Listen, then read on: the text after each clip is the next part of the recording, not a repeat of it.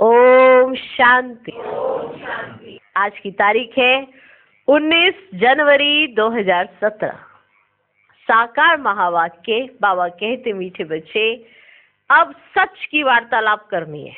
तुम जज कर सकते हो कि राइट क्या है और रॉन्ग क्या है। आज का प्रश्न, अंतर्यामी बाप दुनिया के सभी बच्चों के अंदर की कौन सी बात जानते हैं? उत्तर, बाप जानते हैं कि इस समय सभी में 5 भूत प्रवेश हैं। रावण सर्वव्यापी है। तुम बच्चों ने तो 5 भूतों का दान दिया है, लेकिन कभी कोई वापस ले लेते हैं। माया की बहुत कड़ी बॉक्सिंग है, बार बार हारने से कमजोर हो जाते हैं।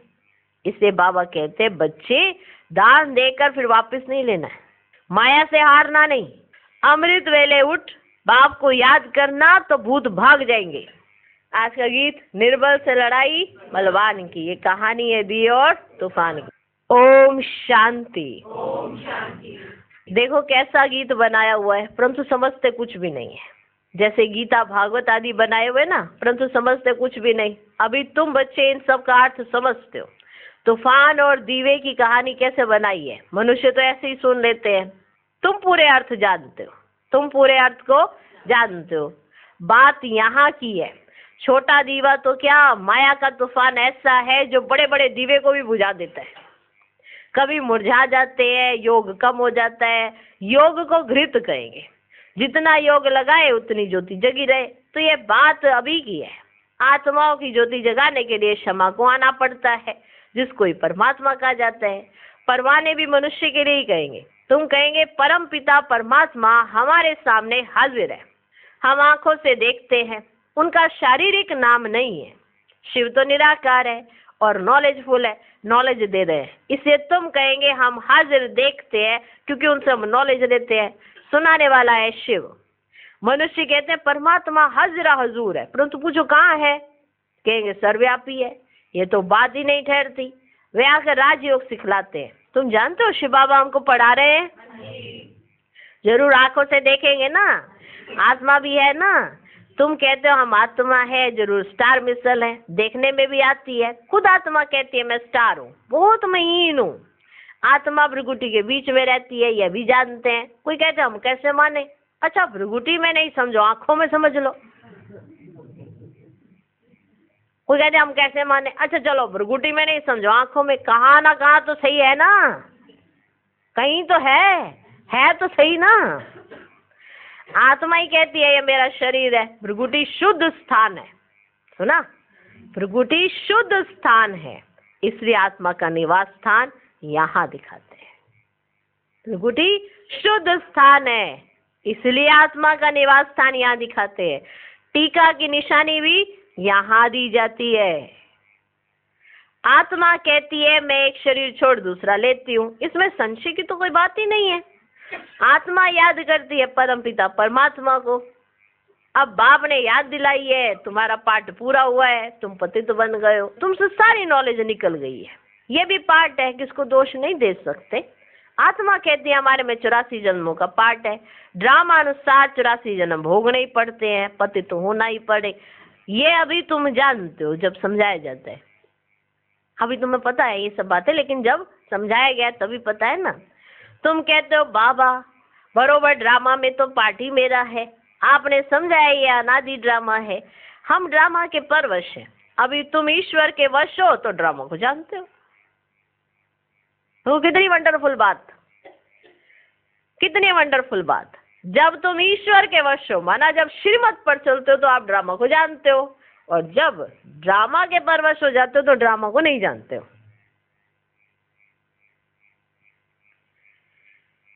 कितनी वंडरफुल बात।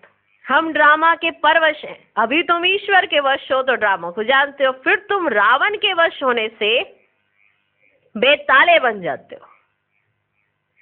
फिर तुम रावण के वश होने से बेताले बन जाते हो। बाबा कहते मैं तुमको कितनी नॉलेज देता हूँ। सब कहते हैं ये तो बिल्कुल नई नॉलेज है।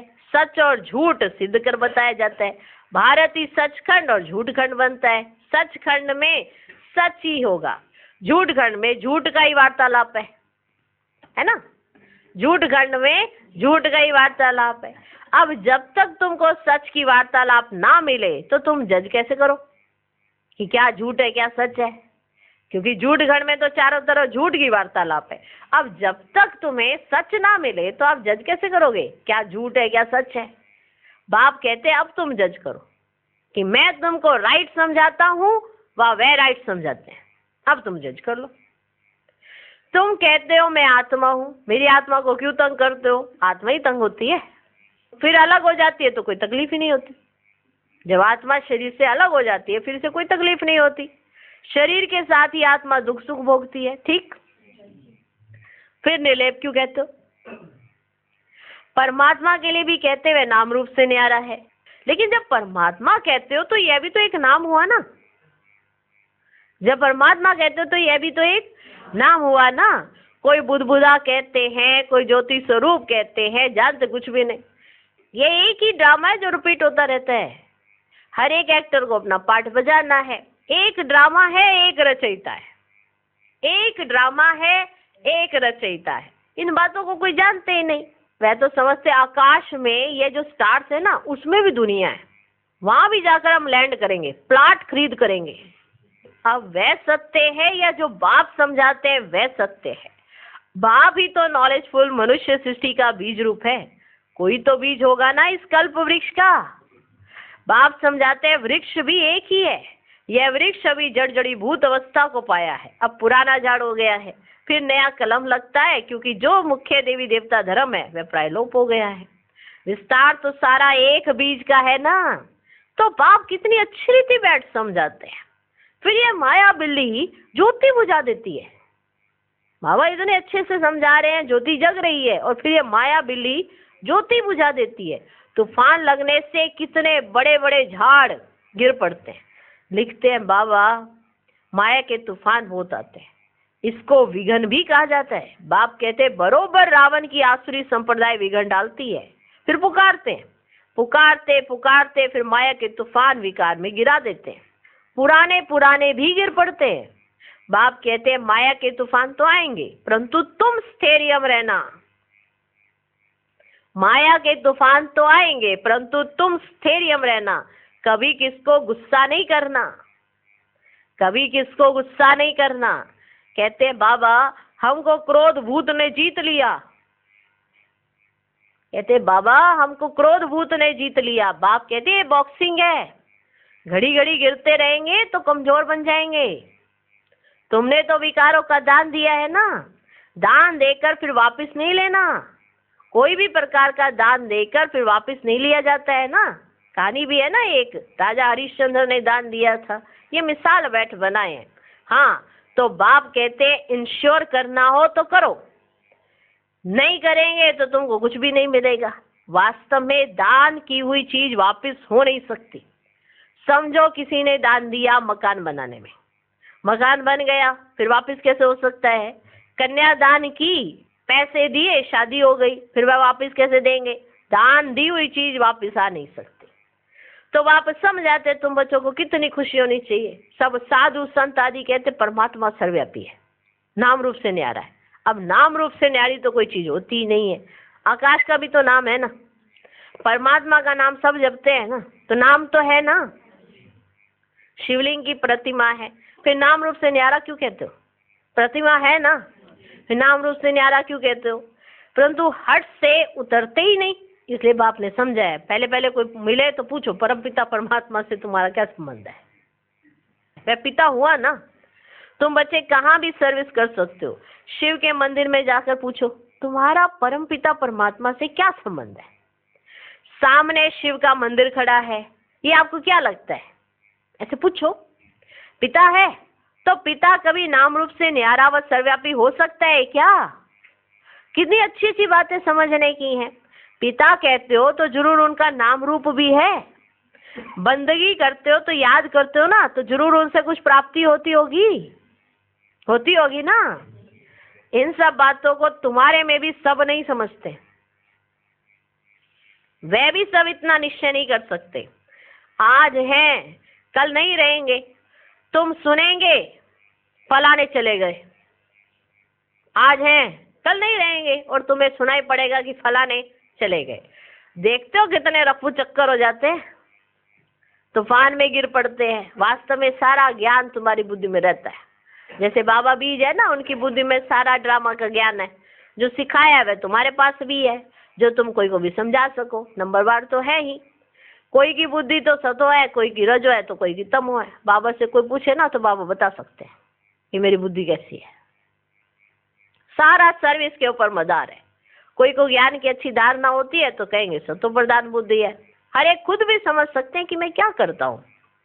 पूछते हैं बाबा हमारी कोई भूल है, पूछते हैं कहीं बाबा हमारी कोई भूल, हमसे कुछ भूल हुई है, कोई भूल है। बाबा कहेंगे नंबर 1 भूल तो यह है जो तुम सर्विस नहीं करते, जिस कारण पद भ्रष्ट हो जाएगा। सर्विस तो देखने में आती है ना, कितना समझाया जाता है कि मंदिरों आदि में जाकर समझाओ। भल गपोड़ा मारते हैं, हम सर्विस बहुत कर सकते हैं। कितना बाबा ने समझाओ इधर जाओ उधर जाओ, नहीं जाते। फिर गपोड़ा मारते हैं कि हम तो बहुत सर्विस कर सकते हैं, परंतु बाबा जानते हैं सर्विस कर ही नहीं सकते हैं। है वो सहज झाड़, ड्रामा का ज्ञान बहुत सहज है। सिर्फ पूछा जाता है परम पिता परमात्मा से आपका क्या संबंध है। बाप है तो वर्षा तो जरूर मिलना चाहिए, जरूर उनके तुम बच्चे हो, उनसे वर्षा मिला होगा जो अब गवाया है। हमने भी गवाया हुआ वर्षा फिर से पाया है। निश्चय होने से झट वर्षा पाने पर लग पड़ेंगे, परंतु किसकी तकदीर में नहीं है ना तो मानेंगे भी नहीं, तदबीर कर नहीं सकते। ये भी जानते हैं वह बाबा है अंतर्यामी, मैं हूँ बाहरयामी। वो बाबा है अंतर्यामी, मैं हूँ बाहरयामी। ऐसे नहीं सारी दुनिया के अंदर क्या है वे बैठ कर बताएंगे। हाँ ये जानते हैं कि सबके अंदर 5 भूत प्रवेश हैं, इसलिए कहते हैं रावण सर्वव्यापी है। तुमने अभी भूतों का दान दिया ही नहीं है। पुरानी दुनिया के देश सहित सब संबंध से बुद्धि योग निकाल एक बाप को याद करने में ये तो बड़ी बड़ी मेहनत है।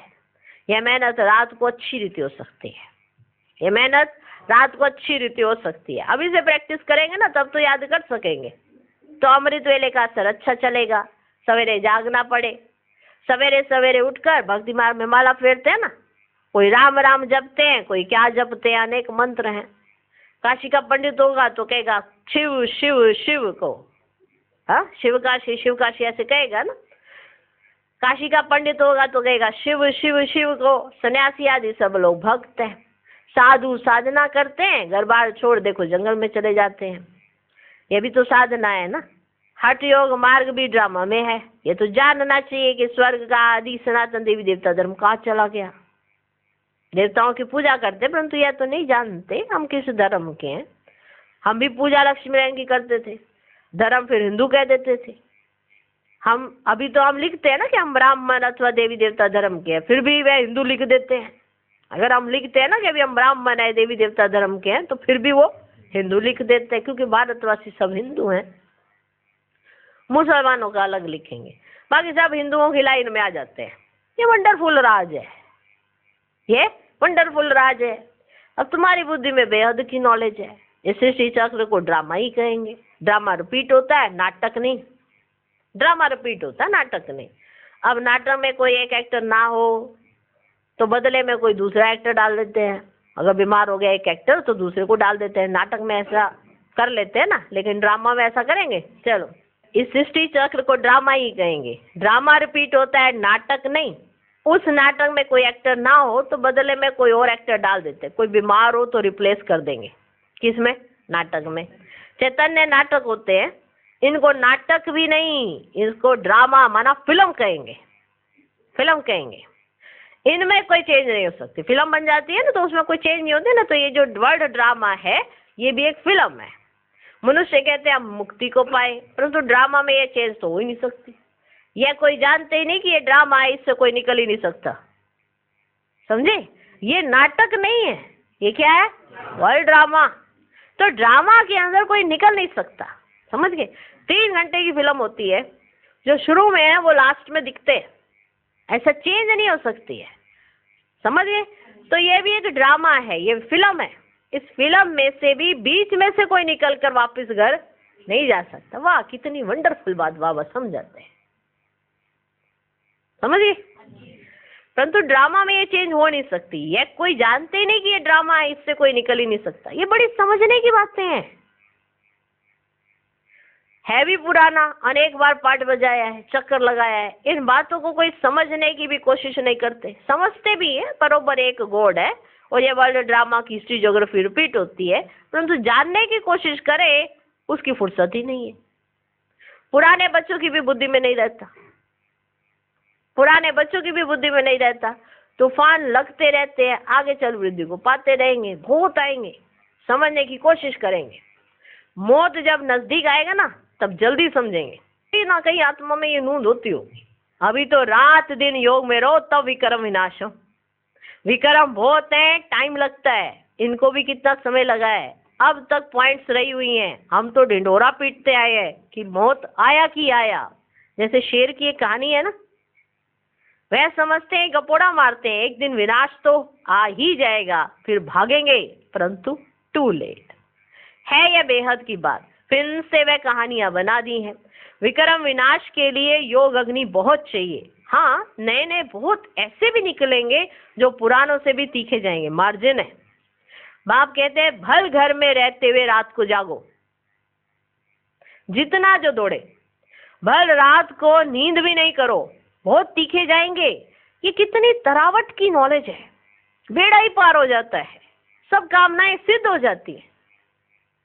अच्छा, मीठे मीठे सिकिलधे बच्चों प्रति माता पिता बाप दादा का याद प्यार और गुड मॉर्निंग। रूहानी बाप की रूहानी बच्चों को नमस्ते। हम रूहानी बच्चों की भी रूहानी बाप को नमस्ते नमस्ते नमस्ते। Good morning good morning good morning. धारणा के लिए मुख्य सार, पहला पॉइंट, विनाश के पहले बाप से पूरा पूरा वर्षा लेना है। रात दिन योग में रह विक्रम विनाश कर नंबर आगे लेना है। दूसरा पॉइंट, देह सहित पुरानी दुनिया के सब संबंधों को बुद्धि से भूल एक बाप को याद करना है। जो चीज दान दे दी उसे वापस नहीं लेना है। आज का वरदान, डबल नशे की स्थिति द्वारा सदा निर्विघ्न बनने और बनाने वाले विश्व परिवर्तक भव। मालिक सो बालक हैं, जब चाहो मालिकपन की स्थिति में स्थित हो जाओ और जब चाहो बालकपन की स्थिति में स्थित हो जाओ। ये डबल नशा सदा निर्विघ्न बनाने वाला है। ऐसी आत्माओं का टाइटल है विघ्न विनाशक, लेकिन सिर्फ अपने लिए विघ्न विनाशक नहीं, सारे विश्व के विघ्न विनाशक, विश्व परिवर्तक हो। जो स्वयं शक्तिशाली रहते हैं उनके सामने विघ्न स्वतः कमजोर बन जाता है। आज का स्लोगन, अपने डबल लाइट स्वरूप में स्थित रहो तो सब बोझ समाप्त हो जाएंगे। तपस्वी मूर्त बनो, अब संगठित रूप में ज्वाला स्वरूप याद का अभ्यास करो। एक एक चैतन्य लाइट हाउस बनकर बैठो। सेवादारी हो, स्नेही हो, एक भरोसे वाले हो, या तो सब ठीक है, लेकिन अभी मास्टर सर्वशक्तिवान की स्टेज पर लाओ। तपस्वी मूर्त बनो। ओम शांति।